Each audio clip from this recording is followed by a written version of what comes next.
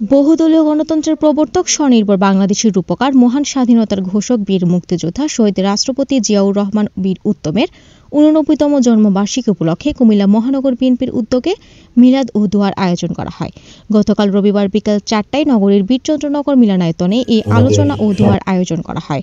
কুমিল্লা মহানগর বিএনপি আয়োজিত দোয়া ও আলোচনা সভার প্রধান অতিথির বক্তব্যে মহানগর বিএনপির সদস্য সচিব ইউসুফ মোল্লা টিপু বলেন, জিয়াউর রহমানের মতো মানুষ বছরে বছরে কিংবা যুগে যুগে জন্মায় না। জাতির এমন একজন ঘনজন্মা পুরুষের জন্য অপেক্ষা করতে হয় শতাব্দীর পর শতাব্দী। তাই তো জিয়া শতাব্দীর মহানায়ক, এমন রত্নাগর্ভা সন্তান শতাব্দীর বিস্ময়। জাতি ও দেশ কৃতজ্ঞতা চিত্তে স্মরণ করে। আধুনিক বাংলাদেশের স্থপতি জিয়াউর রহমান ছিলেন জাতির দিশারি ও আলোকবর্তিকা। জিয়া দেশপ্রেম ও সততার প্রতিশব্দ। দেশপ্রেম, সৎ সাহস, সততা আর দায়িত্বশীলতার মানদণ্ডে তিনি ছিলেন অনন্য একজন। শহীদ রাষ্ট্রপতি জিয়াউর রহমানের ৮৯তম জন্মবার্ষিকী উপলক্ষে কুমিল্লা মহানগর বিএনপি আয়োজিত আলোচনা সভায় প্রধান অতিথির বক্তব্যে তিনি এসব কথা বলেন।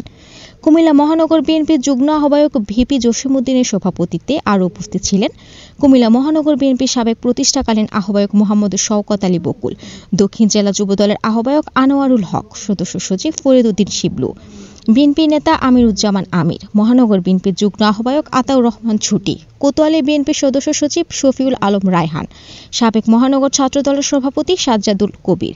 এ সময় বিএনপির যুবদল, ছাত্রদল, স্বেচ্ছাসেবক দল, কৃষক দল সহ বিভিন্ন অঙ্গ সংগঠনের নেতৃবৃন্দ উপস্থিত ছিলেন। আলোচনা শেষে শহীদ প্রেসিডেন্ট জিয়াউর রহমানের আত্মার মাগফিরাত কামনা করে বিশেষ মোনাজাত করা হয়।